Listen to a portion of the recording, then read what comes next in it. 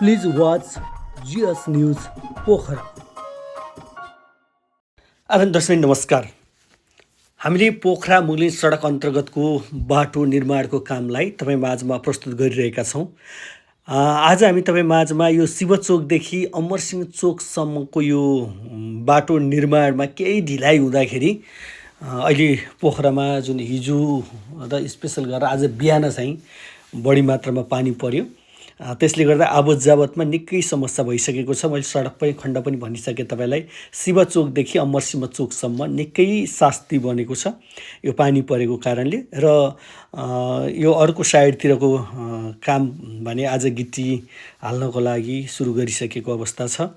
अब केही दिनमा त सहज होला, तर यद्यपि यो पानी परेको कारणले चाहिँ हिँड्नलाई निकै यहाँ मुस्किल भइरहेको छ। अझै दुई पाङ्ग्रे सवारी साधनलाई निकै कष्ट भएको छ।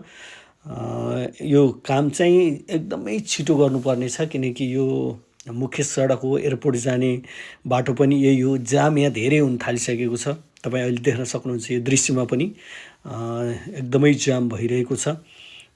र अन्य सडक भने वान वे लगभग भनौँ न अब यो 6 इन्चको कालोपत्रे चाहिँ गरिसकेको अवस्था छ। धेरै ठाउँमा मात्रै थोरै बाँकी छ। अब फाइनल त कुनै पनि भएको छैन। फाइनल हुनको लागि त यसमाथि अहिले गरेको कालोपत्रे माथि चाहिँ 4 इन्चको अस्फाल्ट पिच भइसके पछाडि मात्रै पिच फाइनल हुनेछ। र आज हामी तपाईँलाई पृथ्वीचोकसम्मको यो सडकको दृश्य देखाउनेछौँ।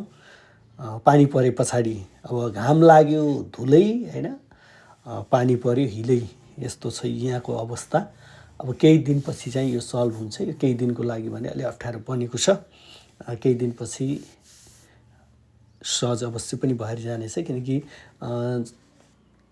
शिवचोकदेखि पृथ्वीचोक विशेष गरेर अहिलेलाई अमरसिंह चोकसम्म पिच हुने बित्तिकै त्यो वान वे चाहिँ क्लियर भइहाल्छ। यति धेरै जाम पनि हुँदैन।